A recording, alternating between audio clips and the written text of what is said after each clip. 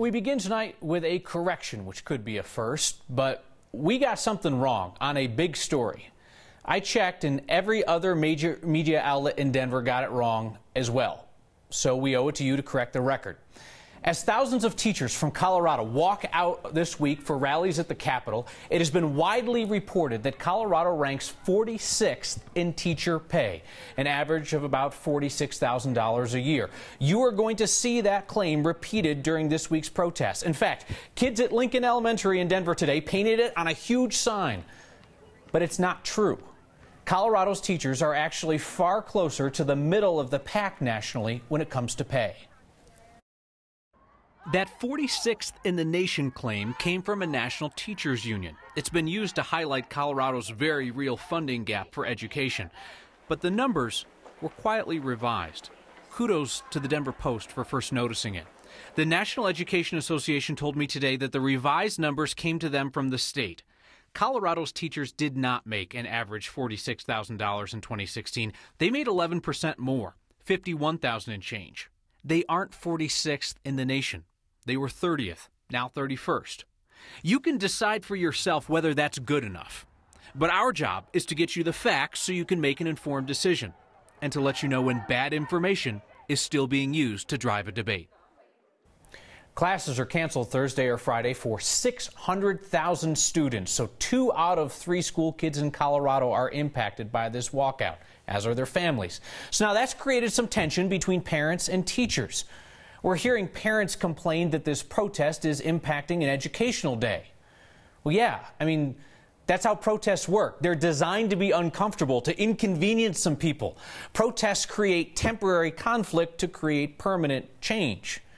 Parents telling teachers to just protest on a Saturday misses the whole point of protesting.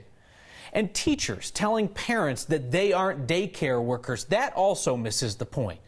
Listen, when you decide to walk out on your job, inconveniencing hundreds of thousands of families who pay you for your services, expect some pushback, especially from working-class Coloradans who don't have the luxury of shutting down their employer to make a political point. Education funding is important enough that we should debate it this week, so let's do it without those distractions. One fair question to ask is whether Colorado's teachers have arrived late for class. If they wanted the legislature to increase education funding this year, that decision was made weeks ago. Our Marshall Zellinger explains. Schools have a calendar, generally starting in August and ending in May or June. Well, deciding how to spend the state's piggy bank also has a calendar. The state's budget cycle runs from July to June. And July is when state departments, like education, start preparing their budget requests for the next July, kind of like planning 1 year ahead for how to pay for your next vacation. In August, the governor reviews those requests. By November 1st, the governor sends his budget, which includes the Department of Education piggy bank, to the lawmakers that make up the Joint Budget Committee. This is when the discussions start. In November and December, the JBC asks questions to the department heads, but the public cannot chime in. Unlike other committees at the Capitol, the JBC won't let you just show up and grab the microphone to give your opinion. You have to request time for public comment, and if you get it, you only get 20 minutes. Fast forward to March. That's when the JBC finalizes the piggy banks for each department, calls it the long bill, and sends it to the full legislature. In March and April, the public has 2 more chances to be heard when the long bill gets debated by the committees that monitor state spending.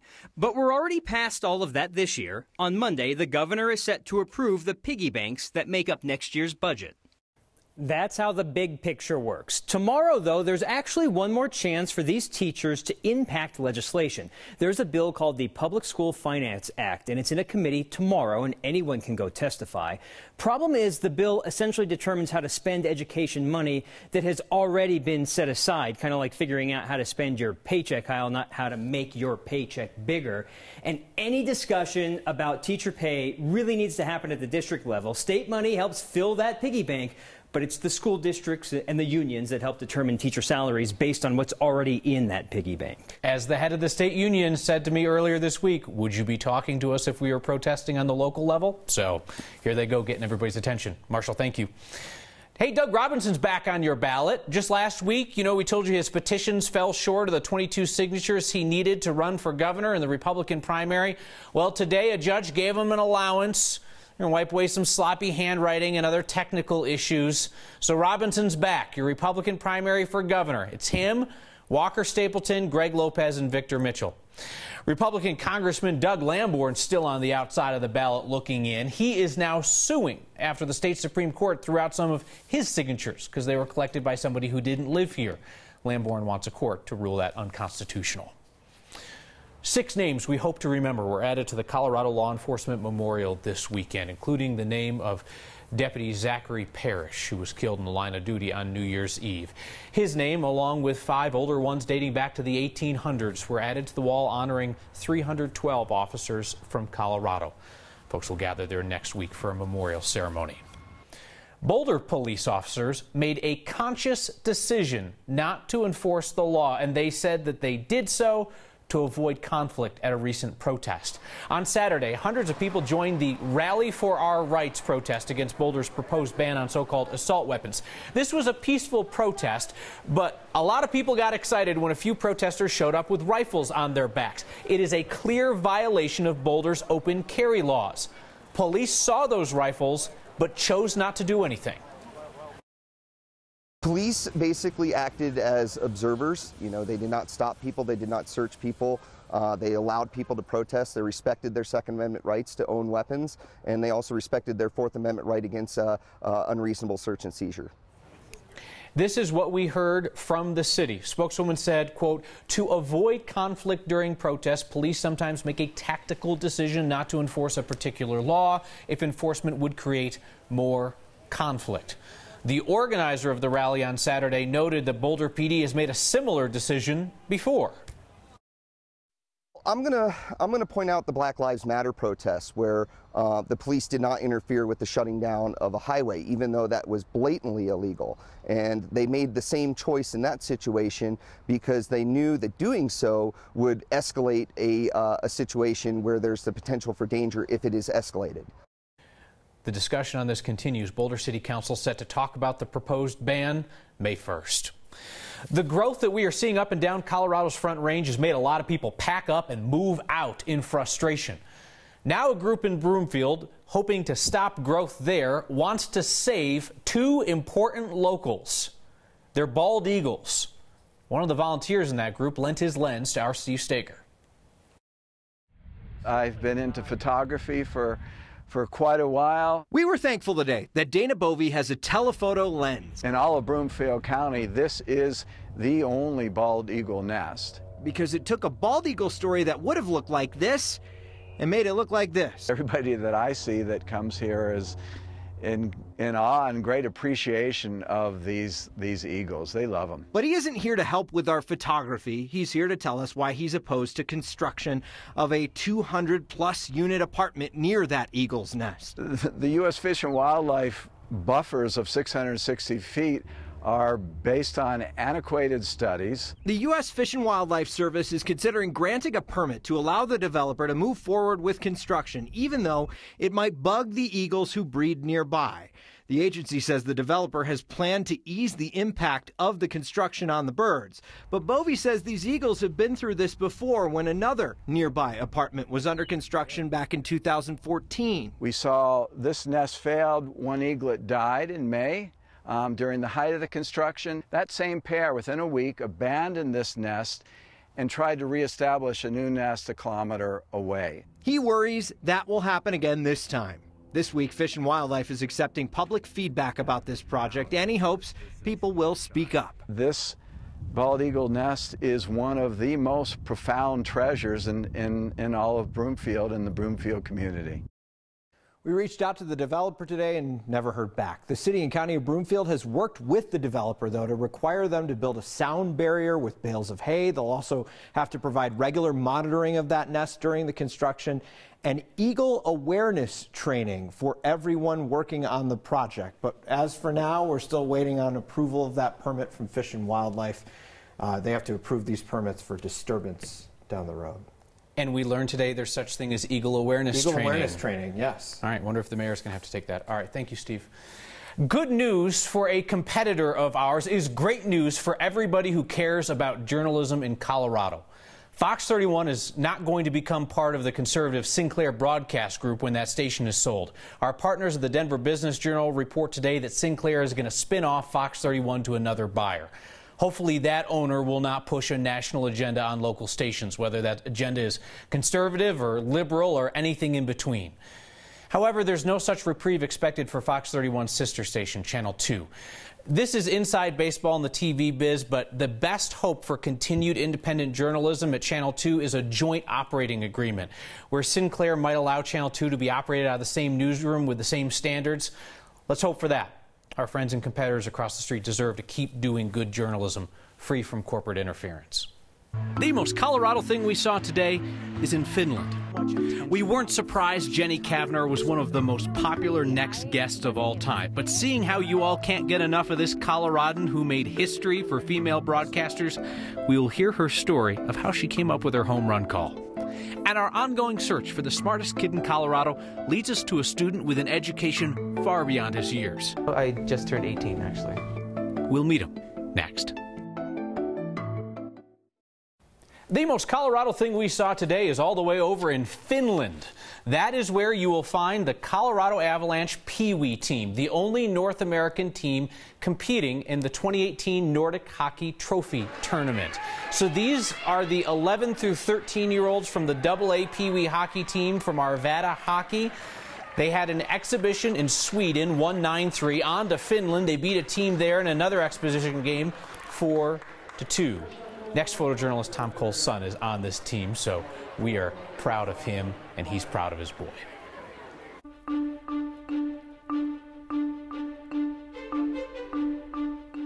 From 70s to snow showers, back to sunshine and 60s today, back to showers again tomorrow. I'm meteorologist Kathy Saban, tracking the next storm system due in overnight tonight after a beautiful day. One storm moving east, the next one already knocking on the door. We're watching those high and mid-level clouds coming in. Not a lot of moisture with it, but temperatures a little cooler than the numbers we saw today, which were back in average territory. Low pressure system east of Dallas bringing this severe weather threat across about 8 states tomorrow. Cool air coming down and a cold north wind means you'll wake up to cloudy skies tomorrow after a beautiful evening, and then maybe a stray rain or snow shower early in the day. Then we go back over to partly sunny skies in the afternoon. A nice day, and then we're heading into a weekend which is going to look and feel a lot like summer around here. Tonight, fair skies and 38 with light winds, and the winds will increase, signaling the arrival of a front that'll bring a brief shower tomorrow morning. Slightly cooler day ahead of a good warming trend. Mid-70s Friday, close to 80 on Saturday and Sunday. Possibility of a thunderstorm or two late Saturday afternoon. We'll keep an eye on that, but not unusual. It is springtime in Colorado, Kyle. Kathy, thanks. You people loved our conversation yesterday with Jenny Kavner, who made history with her play-by-play call of the Rockies game earlier this week. Only a handful of women have ever had that honor in the major leagues. With your major interest in Jenny Kavner's story, here is an unheard snippet from our conversation, how she came up with her home run call, Fire Up the Fountains. Tell me about the origin story of your home run call, Fire Up the Fountains, which you got to use when Nolan Arenado hit a home run last night. Have you had that one tucked away? Did you come up with it at the last minute? Kyle, it is so funny. We joke in the press box all the time, like, what would your home run call be? I can never come up with one that sticks. And on Sunday, Charlie Blackmon hit a home run, and I tweeted something revolving around the fountains. And I started playing with it, and Corey Sullivan said, I need you to practice with me. I don't want you to be embarrassed when you go do it for real. So I practiced, and we started kind of, spitballing some other ideas around it, and Fire Up the Fountains came out of it. I like it. I like it. I hope you keep it. Our full unedited conversation with Jenny Kavner, like all of our next interviews, is up on our YouTube page. That's youtube.com/next on 9 News. A student taking on the hardest part of high school decides to double his workload. Yeah, I like to go to the point where I'm about to overload myself. The city of Lakewood's $11 million job posting. Not bad for government work. And we did not start this program with the intention of creating an army of dancing babies. It just happened. Next.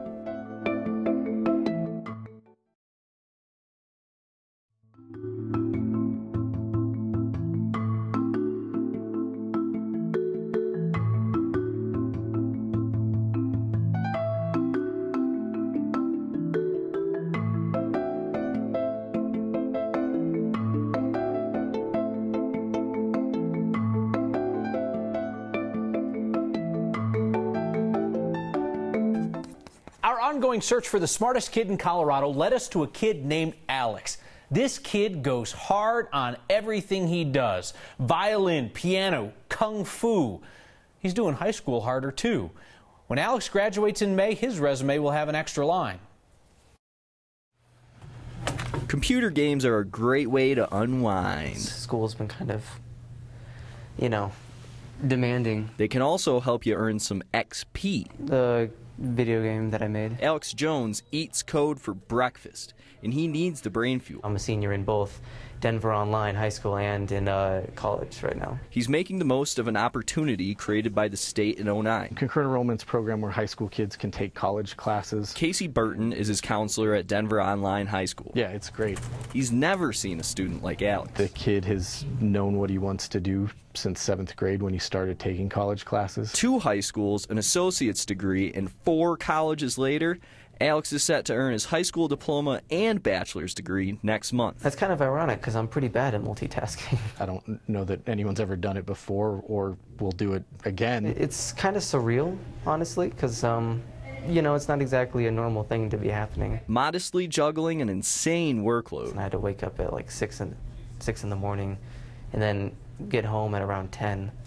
Just school all day long with no breaks, and then do homework after that until like 12 or 1. Alex, I affectionately refer to as the machine. Yeah, just me. You know this kid is not trading work for play anytime soon. Yeah, it's been incredibly rewarding doing all of this, so, I'm not going to stop now. Even though he's already climbed this giant mountain, the sky is the limit for a kid like him. Yeah. For next, I'm Mike Grady. Alex is planning on putting his computer science degree to work in the Air Force. He hopes to be a second lieutenant in about a year. We admire his intellect, and we're grateful for his service. Hey, speaking of serving our community, it apparently pays pretty well in Lakewood. A job posting on governmentjobs.com says you can make $11.4 to $15.9 million a month working for the Lakewood Police Department. That is just as much of a mistake as you would expect. Lakewood Police says an algorithm went wonky on them in the job posting. The job actually pays $65,000 to $92,000. Good money, not crazy money. So we created this news program for adults, yet it's babies that seem to love it most. That probably should tell us something. That and your feedback next. So it's been a while since we did the dancing baby montage. Started with Lex in the middle, remember him? And then we learned that there was a whole legion of dancing babies from across Colorado, people who noticed that their kid was dancing to our theme song night after night after night. There's a new baby dad.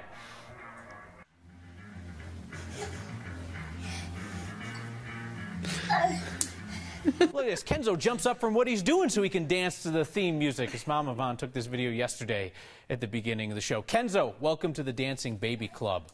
You want to help me with my feedback tonight, Kenzo? Because we got a stack when we corrected some misinformation out there about teacher salaries in Colorado, how they're really not 46th in the nation. They're actually more middle of the pack, 30th or 31st. We've heard from a lot of teachers saying, I don't make $51,000.